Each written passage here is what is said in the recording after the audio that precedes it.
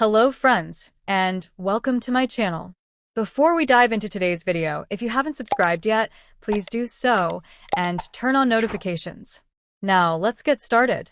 A crew member will dress up in a costume, take a seat on a throne adorned with a trident, and be accompanied by a retinue of sailors, midshipmen, and officers.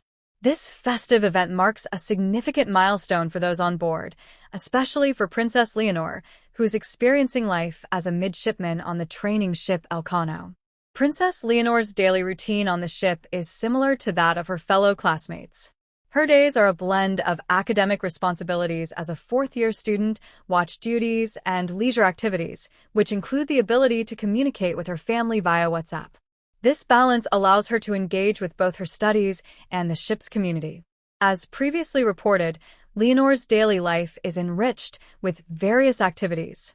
Each week, the crew enjoys concerts performed by a military band, fostering camaraderie and entertainment. Additionally, there are competitions featuring games such as Ludo, chess, dominoes, muse, and movie screenings. One of the highlights of the week is the preparation of Elcano, a new segment created by the entire crew. This segment captures humorous incidents that occur during the voyage, showcasing a lighter side of life at sea. The princess often finds herself in the spotlight, adding memorable moments to the ship's logbook. This particular leg of the voyage is the longest, spanning 22 days, with no stops until they reach Brazil, specifically Salvador de Bahia, on February 14th.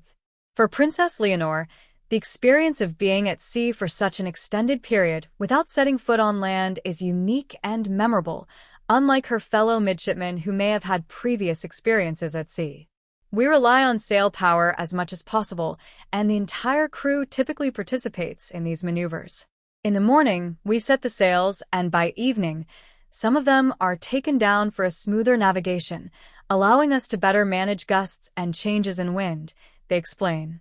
As they journey southward, the temperature begins to rise, potentially reaching up to 40 degrees Celsius.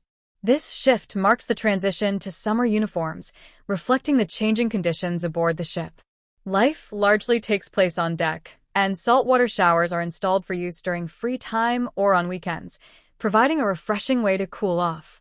One of the most entertaining traditions at sea is the ceremony for crossing the equator, an event celebrated not just by the Navy but also by all who make their first crossing of this imaginary line.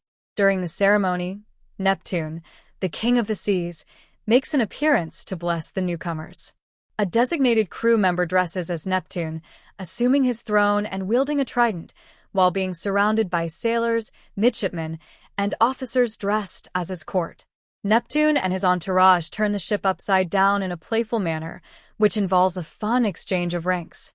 For instance, the cook may take on the rank of an officer, while the officer assumes the role of an engine room sailor, and midshipman Bourbon or Tease might take on any other rank.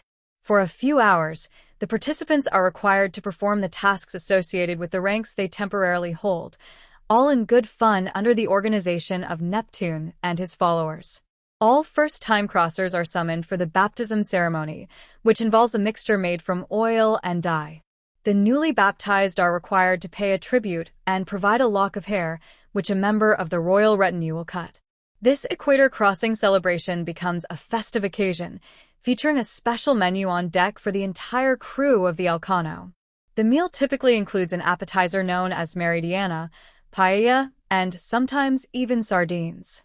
Once King Neptune has completed his ceremonial duties, order is restored on the ship, and life continues as usual, enriched by the shared experiences of the crew.